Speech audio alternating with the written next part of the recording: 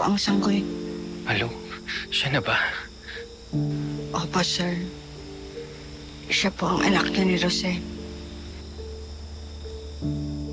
Malu! Malu!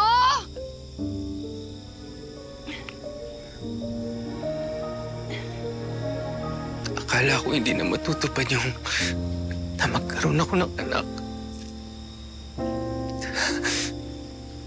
Pero ito ka, hawak-hawak ko. Huwag ka matakot, ha? Pangako ko, ibibigay ko sa'yo lahat.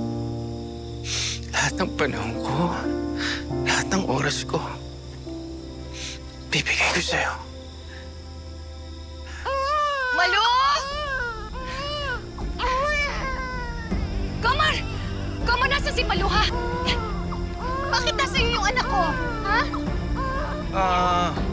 Hindi kasi dinala ko sa doktor yan eh. Kasi sabi ni Malu, nag-aalala siya. Kasi nga, di ba, kulang sa buwan yung anak mo.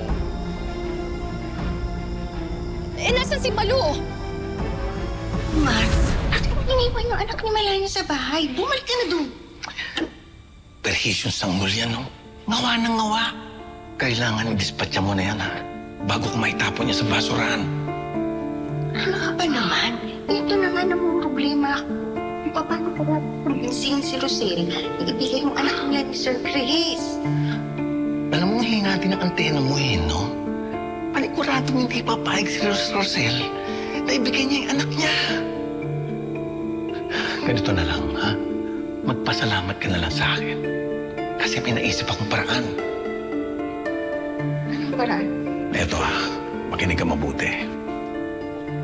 Yung anak ni Melania, yun ang palabasin mo anak ni Rosel. Ha? Ngayon yung anak ni Rosel, yun ang ibigay mo sa amo mo. Pong kanana. Para magkapera na tayo. Ano ka ba, ha, Gomar? Nakita mo ba yung anak ni Melania? Ang itim, hindi nila kakulay. Mga si Sir Chris at si Rosel, hindi sila maniniwala na anak niya yun. Di ba niya ka magaling? Magpalusot? Sabihin mo, siguro dahil kulang sa buwan, baka hindi masyado nainin. Iyak ka mo yan. Sir, hindi na po ako pwedeng magtagal dito. Siya nga pala. Paano mo nakumbinsi si Rosel na ibigay sa akin yung anak niya? Sir,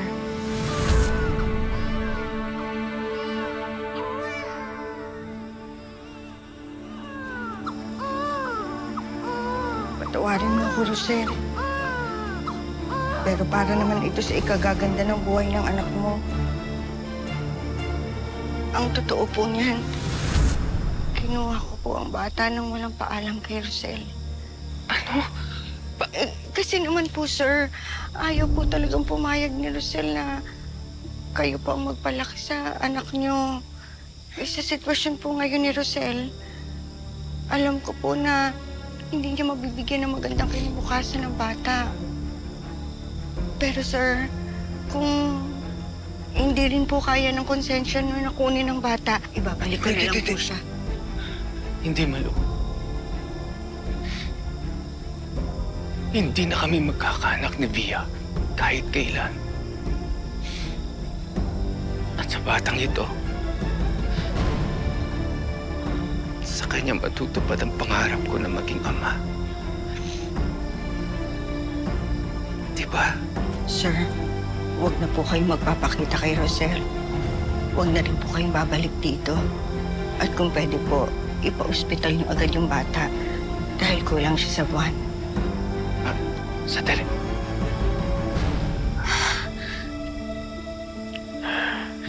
Eto. Yan, kunin mo. Yung isang envelope sa'yo yan, ha? Dinagdagan ko na yan, Malu. At yung isa ay para kay Rosel. Para panggastos man lang niya. Salamat po, sir. Malaking tulong po ito sa amin. Komar, bakit hindi ka makasagot? Nasaan si Malu? Si Malu, Si Malu, sinundo siya nung kumpare ko. Kasi nga manganganak yung asawa. Kaya nga pinagbili niya sa akin yung anak mo eh. Nadaling ko sa ospital. Ganun ba? O paano? Uwi na ako. Walang tao sa bahay. O sige. Salamat, ha? O,